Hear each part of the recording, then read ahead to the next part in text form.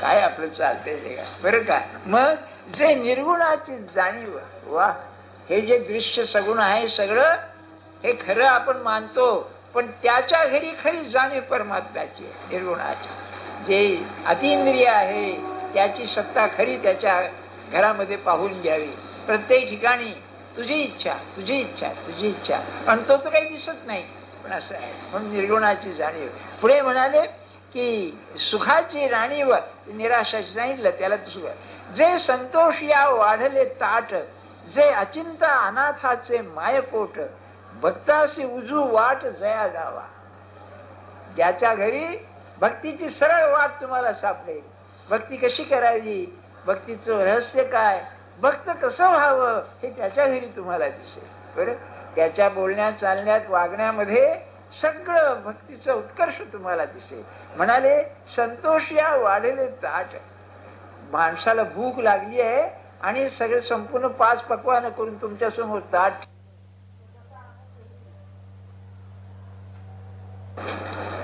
जसा आनंद होईल त्याप्रमाणे त्याच्या घरी संतोष. संतोष म्हणजे संतोष.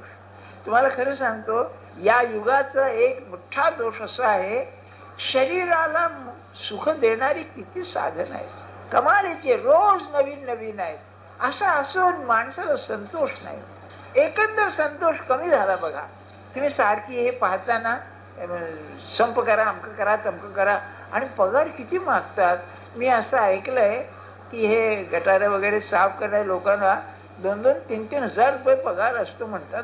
काय कोणा आम्हाला महिन्याला सुद्धा एवढं मिळालं नाही हो. काय बघा काय असेल, तरी पुन्हा संप करायचं म्हणजे काय, म्हणजे पैसे खातात काय रोज पुन्हा, म्हणजे चांगल्या अर्थानं पैसे त्याचे सगळेच खातात म्हणतात असं. आपल्याला काय कल्पना नाही काय असेल. आणि माणूस, तुम्ही मला सांगा, तुमचं एखादं मूल आहे आणि खादाड आहे, दिलं पुष्कळ खायला, तरी दे म्हणलं तर आई म्हणते खा मेल्या म्हणते ना, म्हणजे संतोष नाही. मग किती आहे. तर इथे सत्पुरुषाच्या घरी संतोषाचं ताट वाढवून ठेवलेलं आहे. आणि संतोष मनुष्य खरा असेल तर पाहायला किती बरं वाटेल नाही का. आपण म्हणतो ना अल्पसंतोषी, अल्पसंतोषी मनुष्य सुद्धा इतका आवडतो. एक लेखक आहे, फ्रेंच लेखक बरं का, एक्झिस्टेन्शियलिस्ट आहे तो, आस्तिक आहे तो हा होता सार्त्र, तो नास्तिक होता, ख्रिश्चन आहे बरं का. तो काय म्हणतो की पुष्कळ पुरुष, क्षमा करा हे त्याचं मत सांगतोय, माझं मत नाही बरं, हे पुष्कळ पुरुष भ्रष्ट का होतात तर बायको हे पाहिजे ते पाहिजे घरात त्रास देते, बायको असमाधानी असते. म्हणून हे युरोपियन लोकांच्या कुटुंबाचं पाहून त्यांनी सांगितलेलं आहे. आणि ती संस्कृती आपल्याकडे येणार आलीच आहे थोडीशी. हे असंच व्हायचं, हे नाही तुमच्याकडे, हे नाही आपल्याकडे, हे नाही. अरे हो, पण मग तो पुरुष करतो, मग ते भ्रष्टाचार करतो. मग म्हणजे संतोष जर मूर्तिमंत पाहायचा असेल तर सत्पुरुषाच्या घरी असा तो असतो. मग अचिंत अनाथाचे मायपोट. अरे वा, जो अनाथ आहे, ज्याला खरं काही मिळत नाही, अशाला जर निश्चिंतपणे राहायचं काय असेल स्थान असेल तर त्याचं मायपोट ते की नाही. जे का रंजले गांजले त्याशी म्हणे जो आपुले, तोच साधू ओळखावा देवते तेची जाणवा. अरे तुका म्हणे सांगो किती तोच भगवंताची मूर्ती. कसा आहे बघा, म्हणजे खात्री पाहिजे की मला महाराज मदत करतील, त्यांचं काही नाही, पण राह तू, मी तिला ते करतो. काय असतं मला माहिती आहे, 3-4 माणसं तरी मला अशी भेटली की ज्यांच्या आईने बापाने मरताना महाराजांच्या पदरात टाकलंय, महाराज हा तुम्हाला दत्त येतो, आणि महाराजांनी त्यांना सांभाळलेलं आहे. अशी माणसं मला माहिती आहे. त्यातला एक तर बघा रडायचा, हो दत्तपंत होता, रडायचा. महाराजांनी माझ्या आईने महाराजांच्या पदरात घातला मला, तर म्हणाले आम्ही ऐकलं नाही हो त्यांचं. रडायचा अक्षरशः, हे मी अतिशयोक्ती केली, रडायचा. काय असेल मायपोट, अनाथाचं मायपोट आहे नाही, त्याला खाय प्यायची चिंता नाही. कसं असेल बघा, निजधाम आहे ना, यद गत्वा न निवर्तन्ते तद धाम परमं मम. हे जगात परमात्म स्वरूप आहे, माझं खरं घर आहे, ही वृत्ती ज्याची झाली तिचे. मी सांगितलं ना, नाथांचा संसार पाहावा, हे वर्णन ऐकले अगदी. तो नाही का तुम्हाला माहिती असेल, एक मुलगा होता उद्धव नावाचा त्याचा, की तो बापाला काय म्हणाला, मला पुरणाची पोळी पाहिजे. अहो रोज पुरणाची पोळी मागायचा बरं का. अरे रोज पुरणाची पोळी, गरीब माणूस कुठला घालणार. तेव्हा त्याचा बाप काय म्हणाला, तुला नाथांच्या घरी ठेवतो, खाले का पुरणाची पोळी, म्हणून त्याला नाथांच्या घरी आणून ठेवला बघा. आणि नाथांनी त्याला इतका प्रेमाने सांभाळला. सत्संगाचं महत्व काय असतं, नाथांनी 40 अध्याय लिहिले भावार्थ रामायणाचे, आणि अंतकाळ आला तेव्हा पुढचा ग्रंथ यांनी पूर्ण केला. हा काय पूर्णाची पोळी खाल्ली ना त्यांची, असं काय करता. आणि अन्नमय प्राण आहे ना, अन्नाने बुद्धी तयार होते. नाही काय असेल आता, काय मला सांग खरं म्हणजे ते किती सत्पुरुषाचं वर्णन त्यांनीच करावं, आपण काय करणार आहे. म्हणून म्हणलं ते आहे. मग म्हणाले, हे एकैक सांगोनी वाया, काय फार करू धनंजया, हे पै गेलिया जया ठाया, तो ठावोची होई. अरे अर्जुना, हे किती वर्णन करू मी, नाही का. मला तर सहज मनात आलं, नाथ की नाही जनार्दन स्वामीकडे ज्ञानेश्वरी वाचित असत, अमृतानुभव सो तिथेच वाचला त्यांनी बरं का. ते रोज वाचायचे. हे वाचून नाथ नाथ झाले की काय कोणा ठेव, हे आमची बुद्धीवर काही खरी नव्हे, ते स्वयंप्रज्ञच होते. हा पण कसं होतं बघा. पण मी त्या भटजीबापूंच्याकडे पाहिलंय बाबा. हो अहो काय सांगू तुम्हाला, लोकांच्या घरी जायचे आणि त्यांना जेवायला बोलवायचे, आज या माझ्याकडे जेवायला या म्हणून. ज्यांना की नाही म्हणजे खायची भ्रांत असे, अशी त्यांची अवस्था होती. काय कारण होतं बरं, घालायचं काय भात आमटी नुसती. परंतु तो टांगेवाला मुसलमान मला म्हणाला, अरे वो क्या साहब उनका खाना तो इतना मजेदार होता है की बोली की बात नाही म्हणून. आणि असं सांगतात बघ, अनुभवाचीच आहे. गोंधळाची आमटी म्हणजे फार प्रसिद्ध आहे म्हणून. मी पाहिलेली गोष्ट सांगतो. एक पंगत संपली म्हणजे मग आमटी कमी होते, 1/3 राहिली की 2 घागरी पाणी ओतायचं, मग गुळ घालायचा, मसाला, त्याला काही प्रमाण नाही, ते ढकलून झालं आणि लोक पिऊन टाकायचे आमटी आपली. हा त्याचं कारण त्यांचं प्रेम त्यात असतं. त्यांना की नाही एक ती सिद्धी आहे. सिद्धी म्हणजे सत्पुरुषाच्या अंगी की त्याने नुसतं त्याच्यावर अमृत दृष्टी टाकली की त्याला अत्यंत उत्तम चव येते. आणि ही गोष्ट खरी आहे, ज्याची आई चांगली आहे ना, म्हणजे सुगरण आहे बरं का. आता ते सुगरण शब्दच डिक्शनरीतून काढून टाकायला पाहिजे बरं का. सुगरण आहे, तिचं अन्न ज्याने खाल्लंय त्याने की नाही बाहेर किती खाल्लं तरी शेवटी आईचंच त्याला आवडेल. लक्षात ठेवा आपण, तिची चव जी आहे ना ती निराळी. हे साधं व्यवहारातल्या आईचं, सत्पुरुषाचं काय असेल मला सांग, नाही का.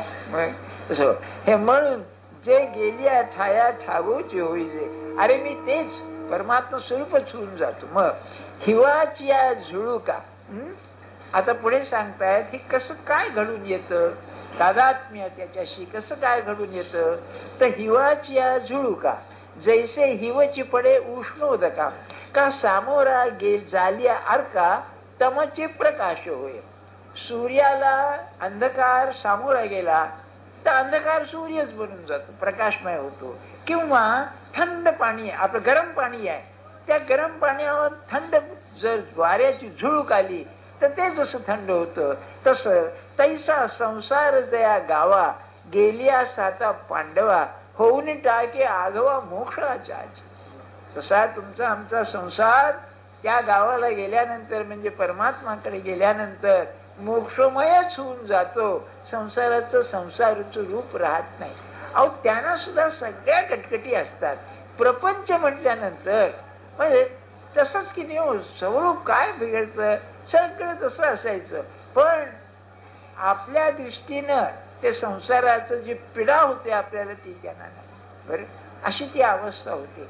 ऐकण्यासारखा आहे, शिवाजी सारखा पुण्यवान राजा जेव्हा तो संभाजी असा बिघडला तेव्हा त्याला फार उद्विग्नता आली. तेव्हा मरायच्या आधी 4 महिने सज्जनगडला येऊन राहिला होता समर्थांच्या सहवासामध्ये. की ती जी मनाची रुखरुख होती की हा राज्य काय काय, म्हणून मला माहिती आहे राजारामाला राज्य द्यावं हे त्याचं हे होतं. आणि संभाजी आल्यावरती नाही, त्याला आईला नेलं, मारून टाकलं. म्हणजे प्रपंचाचा धर्म हा असाच, त्याला इलाज नाही काही.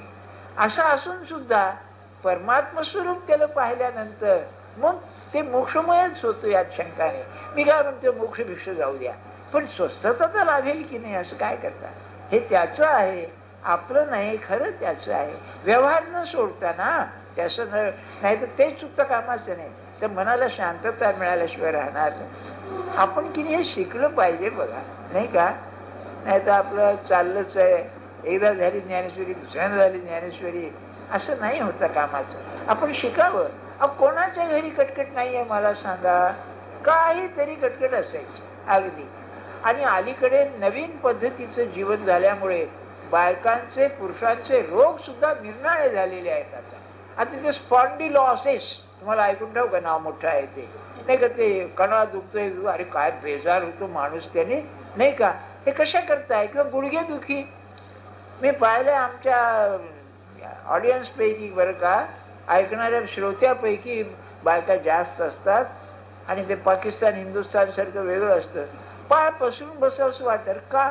ते बायकांना गुडघ्याचे रोग फार झालेले आहेत, नाही का? बघा तुम्ही एकंदर हे जीवन बदलत आहे तसे. बरं, ह्या आम्हाला डॉक्टरांनी सांगितलं, आमच्या ओळखीचे डॉक्टर चांगले, त्यांनी की स्त्रियांच्या मध्ये स्त्रियांचे रोग गर्भाशयाचे फार वाढलेले आहेत, कारण सगळं बदललं. बायसिकलवर जाणं काय, आमचं काय. त्यांनी तर मला सांगितलं, मशीनवर बसून जो फार शिवण केलं तरी याचा त्रास होतो म्हणाले. कारण सारखं ते त्यांच्या शरीररचनाच्या दृष्टीने हे आहे. माझ्या सांगण्याचे हेतू लक्षात घ्या आपण, की हे सगळं चालेल. प्रपंच दुःखमय राहणारच. काय तुम्ही काय स्वर्गात आहेत काय सुखमय करण्याकरता? हे असंच चालेल. आणि स्वर्गामध्ये सुद्धा नाथाने वर्णन केले भागवतामध्ये, इथे जशी स्पर्धा आहे ना तिथे स्पर्धा आहे म्हणाले. तिथे आता स्पर्धा त्या अप्सरांच्या मध्ये असेल का कोणा ठोकू आपल्याला म्हणजे कॉम्पिटिशन आहे. मनुष्याचा धर्मच आहे. कृष्णमूर्तींचं मत असं आहे की जगाचं एक मोठं दुःख कारण आहे म्हणजे कॉम्पिटिशन. आणि बघा तुम्ही काय ते लहान लहान पहिली तर दुसरीतल्या पोरांना 90 पैकी 85 मिळाले तर काय झालं? मग त्या बाईला असं वाटतं काय आजकाल कोसळलंय की काय, नाही का? नाही, बघा तुम्ही कसं चाललंय. याचा परिणाम होतोच. म्हणजे दुःखमय आहेच हे. असं जर आहे तर ज्ञानेश्वर महाराज सांगतायत हे त्याच्या हातामध्ये काय व्हायचे ते होऊ दे शिंच, नाहीतरी तुझ्या हातून होत नाहीच आहे ना, त्याच्या हातात दे. मग काय होते ते बघा. तो की नाही दुष्टपणा तरी करणार नाही, त्याला अज्ञान नाहीच आहे, पण आपल्याला कल्पना नाही, आपल्या मनासारखं करणार नाही, पण निदान आपल्या हातून झालेलं एवढं समाधान ते राहील की नाही, असं आहे बघा. समजा लहान पोराचे डोकं आपटलं तर तो रडायला लागतो बरं का, तर उंदीर गेलं बघ त्याने म्हणलं असं म्हणतो ना आपण. म्हणजे त्या पोराला की नाही त्या दुःखाचं कारण भलतंच असं सांगून जसं वळवतो तसं परमात्माकडे वळावं. तू केलं झालं. तो कसा आहे, त्याला आई नाही बाप नाही, त्याला नावं ठेवलेली चालतात किती, नाही का? किंबहुनाची तयारी करूनच तो लोकात पडतो, नाही का? जग निर्माण केलं तेव्हा हे सगळे मला शाप देणार म्हणूनच तो पडतो त्यामध्ये. असं तैसा संसार जया गावा, गेला साता पांडवा, होऊन ठाके आघवा मोक्षाचा. तरी अग्नी माझी आले, जैसे इंधन अग्नी जाहले, पाठी न निवडेची काही केले काष्टपण. आता हे सुरेख सांगतात, यद गत्वा न निवर्तनते. हे असं नाही आहे की बा आज तुम्हाला ऑफिसर नेमलं उद्या डिग्रेड केलं, ही भानगड नाही आहे इथे बरं का. सस्पेंड केलं, डिग्रेड केलं ही नाही. एकदा तो तिथे पोहोचला की पुन्हा परत येणं नाही. त्याला जे 2-3 दृष्टांत दिले तर फार अप्रतिम आहे. म्हणाले अग्नीमध्ये इंधनाची अग्नी जाळले, पाठी न निवडेची काही केले काष्टपण. तुम्ही लाकडं घातली अग्नीमध्ये जाळलं तर पुन्हा काष्ट करणं शक्यच नाही. जळलं ते जळलं. तसं एकदा हा त्यात गेला की गेला, पुन्हा नाही बाहेर बरं का. आणखी म्हणाले ना तरी साखरेचा मागवता, बुद्धिमंतपणे ही करिता, परी ऊस नव्हे पांडू सुद्धा जया परी. त्याचा अर्थही सांगतो. ऊस तुम्ही एकदा साखर केली, आधी बुद्धिमंतपणे फार हुशार आहे, तरी किती हुशारी केली तरी त्या साखरेचं पुन्हा ऊस होऊ शकत नाही. आणि म्हणतात लोहाचे कनक जाहले, ते एके परिचयची केले, आता आणि कैसे ते गेले लोहत्वाने. त्या सोन्याला परिसानी आपल्या लोखंडाला सोनं केलं तर काही जरी तुम्ही केलं तरी त्या सोन्याचं पुन्हा लोखंड होऊ शकत नाही. आणि शेवटी म्हणतात, म्हणून या तूप होऊन या मागवते, जेवी दूधपणा न याची निरुते, तेवी पाहून या जयाचे पुनरावृत्ती नाही. दुधाचं तूप केलं तुम्ही तर ते तूप झाल्यानंतर पुन्हा दुधाच्या अवस्थेला येत नाही. तसं भगवंताला गेल्यानंतर पुन्हा परत येत नाही. यात गत्वा न निवर्तन्ते. आता बघा 4 दृष्टांत आहेत. पहिला अग्नीचं दृष्टांत दिलाय. अज्ञान जाळलं की पुन्हा ज्ञान नाही. जेव्हा अज्ञानाला येणार आहे. अरे तुम्हाला असं वाटतं काय की काव्य शक्ती होती तिला ठोकून आपले 4 आहे? नाही, प्रत्येकामध्ये अर्थ आहे की अग्नी ज्ञानाग्नी सर्व कर्माने भस्मसात करते तथा. दृश्याचं नाहीस झालं एकदा दृश्य पण की पुन्हा तो परत येणार नाही. ही खूण आहे. दृश्याचं प्रेम नाहीस होणं आणि दृश्याचं दृश्य पण नाहीस होणं, या 2 अवस्था आहेत. आज अनासक्त कर्म काय करील? अनासक्तपण आणील. नाही यात काय अर्थ नाही, पण ते नाहीस करणं फार कठीण आहे. त्याचं सत्यपण आणि ज्ञानामध्ये ते नाहीस होत. म्हणून ज्ञानाग्नीने सर्व कर्म भस्मसात होतं. हा पहिला दृष्टांत. पुन्हा एकदा ज्ञान झाल्यानंतर पुन्हा कर्माचं खरं पण नाही. दुसरं बरं ना, तरी साखरेचा मागवता. साखर आहे, आपलं ऊस आहे आणि त्याचं तुम्ही साखर केली तर पुन्हा ते ऊस होऊ शकत नाही. मग काय म्हणाले, हे दृश्य जे आहे हे परमात्माने निर्माण केलेली ही गोष्ट खरी, पण आज मी ते विसरलेलो आहे आणि आज त्या दृश्यामध्ये मी रस घेतो आहे. त्या रसाचं परिवर्तन करून ट्रान्सफॉर्मेशन करून परमात्मा स्वरूप झाल्यानंतर पुन्हा ते दृश्य दृश्यपणे राहत. आज मला दृश्याचा रस आहे ना, मला ते भोग देत आहे ना, ते हे भोग भोगण्याची दृश्याची जी ही आहे तरा ती राहतच नाही. म्हणजे तो भोग भोगून सुद्धा अलिप्त राहणार पुढे. बरं तिसरं म्हणतायत की लोहाचं कनक झालं म्हणजे परीस लागल्यानंतर तसं सत्पुरुषाचा संबंध आला, जीवाचा शिव झाला, एकदम बनून गेला, तो पुन्हा जीव होणं शक्य नाही. आणि मग शेवटी सांगतात ते तर कमाल केली, तूप होऊन या मागवते, जेवी दूधपणा न यायची निरुते, तेवी पाहून या जयाचे पुनरावृत्ती नाही. हे संबंध दृश्य जे आहे हे पंच ज्ञानेंद्रियाने मी जाणतो. याच्यामध्ये जसं दुधामध्ये तूप असतं, लोणी असतं, तसं याचं जे मर्म आहे, याचं जे रहस्य आहे, सगुणाचं निर्गुण हा प्राण आहे, तिथे गेल्यानंतर तो पुन्हा सगुणात उतरत नाही. असं सांगून शेवटी म्हणतात, ते माझे परम साचोकारे निजधाम, आतुवट वर्म तुझं दावी देत असेल. तर या सगळ्या याचं जे मर्म आहे ते मी तुला सांगतो. हा विषय संपला. आता एक नवीन विषय काढताय. तो काय आहे, अंतकाळचं वर्णन सुरू आहे सारखं. बरं का, उत्तम मरण येणं. तुम्हाला एक गोष्ट मी मुद्दाम सांगून ठेवतो, माझा अधिकार नाही पण तुमच्यापेक्षा मी जवळ जवळ चाललोय म्हणून सांगून ठेवतो. काय आहे पुढे असं होतं बघा, जीवनात तुम्ही कितीही मिळवा, सुख भोगा दुःख भोगा, कर्तबगारी दाखवा, काय प्रसिद्धी या, शेवटी असं वाटतं all is well that ends well. ज्याचा शेवट चांगला ते चांगला. नाही तर 30 वर्ष नोकरी केली आहे आणि काहीतरी बेइज्जत होऊन जाणं, हे जसं माणसाला होतं तसं जीवनाचं आहे. जीवनात सगळं मिळवलं, सगळं झालं, मनासारखं झालं तरी अंतकाळ जर बरा नसेल तर खरं नाही. तुम्हाला माहिती आहे ना, काही नाही हो आज बसल्या ठिकाणी जावं असं वाटतं, अरे बस, किंवा पोपटासारखं उडून जावं असं वाटतं की नाही, देहा पिंजरा आहे आणि पोपट आहे त्यातला जीव असं म्हणतात ना. कोण नाही मला सांगा ज्याचं 50-60 वर्ष वय झालंय त्याला असं वाटत नाही की अंतकाळ चांगलं व्हावा.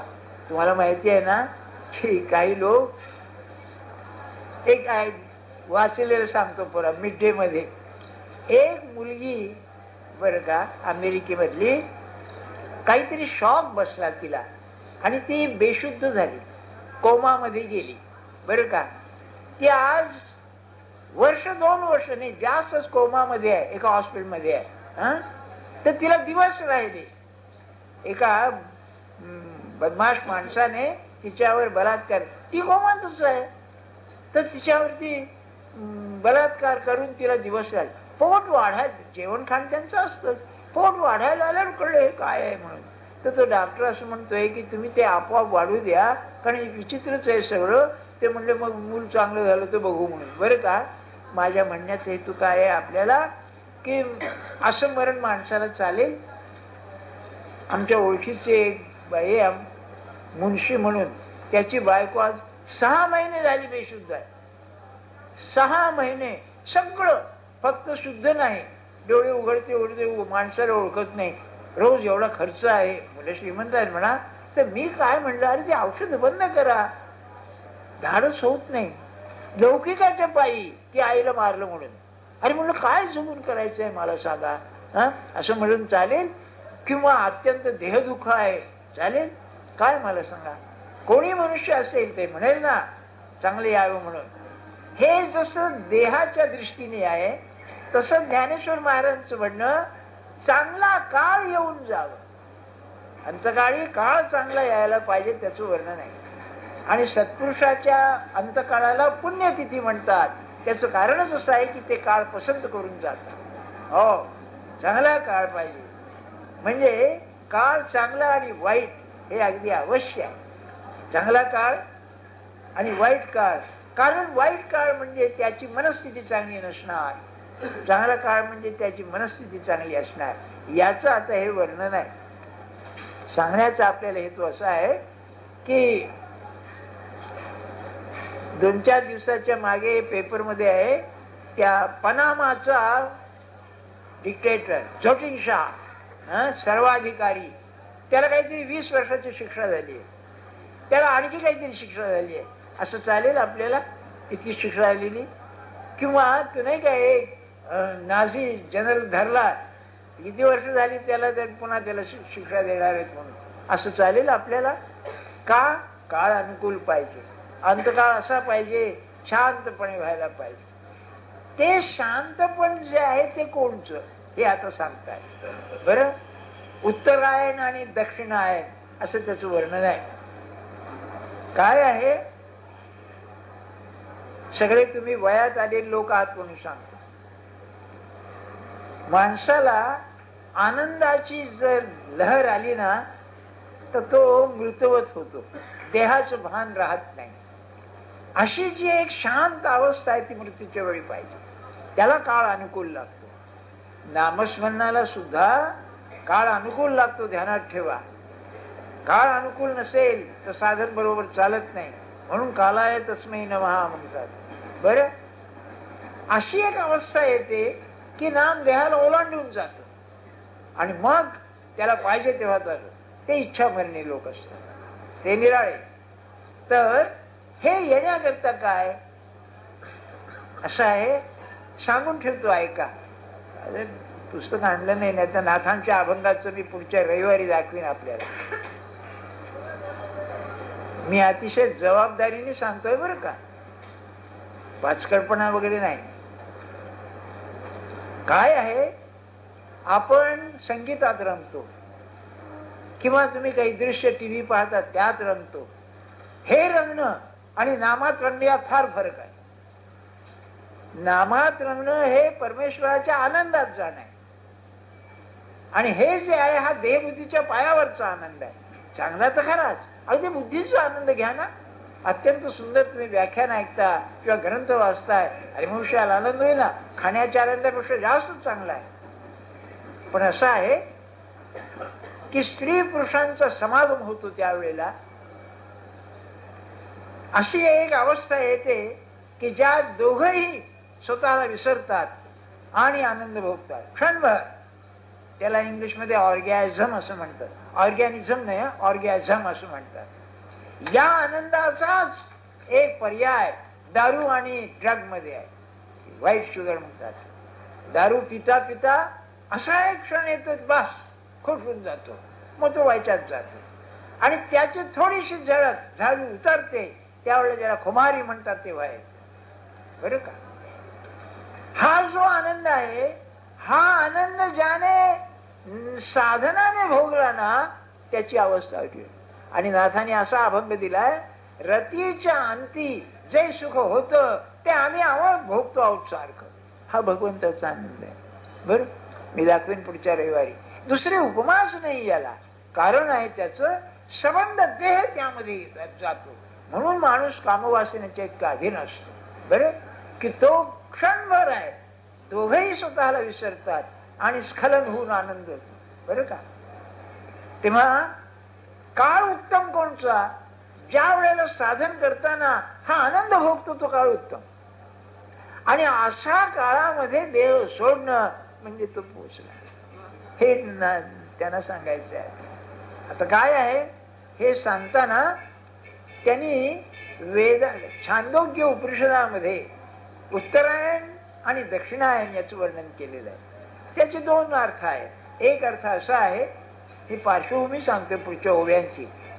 एक असं आहे की त्या काळी वेदांच्या प्रभावामुळे एक उत्तरायणाची देवता, एक दक्षिणायनाची देवता, एक अग्नीची देवता, एक वायूची देवता, या सर्व देवता अनुकूल असणं उत्तरायणामध्ये आहे. म्हणून आहे ना, भीष्माचार्य म्हणाले की मला उत्तरायण लागलं का तर मी जाणार म्हणून. ते आनंद सागर महाराज शिष्य होते. चंद्रग्रहण होतं. सारखं विचार, अरे ग्रहण सुटलं का, ग्रहण सुटलं का. सुटल्यानंतर देह ठेवला. यांची गोष्ट निराळी हो. बरं, कारण तो काळ अनुकूल नाही त्याला. आणि या देवता सगळ्या अग्नीला वश आहेत. का अग्नीला वश आहेत? अरे पंचमहाभूतामध्ये अग्नीचं महत्व काय आहे? त्याचे मेसेंजर ऑफ द गॉड्स, त्या ज्या संबंध परमात्मा देवता आहेत त्यांचा हा निरोप आहे. बरं का. याची कारण सांगतो आपल्याला. याची कारण 4 आहेत. नाहीतर पृथ्वी आहे, जल आहे. अग्नीचा जर धर्म असेल तर वर जाणार आहे. तुम्ही काही कशी पेटवा, स्टोव उलटा केला तरी वर जाईल तो. त्याची फ्लेम जी आहे ज्योत. म्हणून वर सूक्ष्मात जायला जर कुणी आधार असेल तर अग्नी आहे. हे वेदामध्ये अग्नीला अग्निमीळ सुरुवातच वेदाच्या शेना पुरोहिताम. तेव्हा पहिली गोष्ट कोणची? अग्नी ऊर्ध्वगमनी. दुसरं असेल तर अग्नीचा धर्म असा आहे की तो वर गेल्यानंतर नाहीसा होऊन जातो. म्हणजे देवाला पोचल्यानंतर अग्नीचं काम संपलं, अदृश्यात गेला.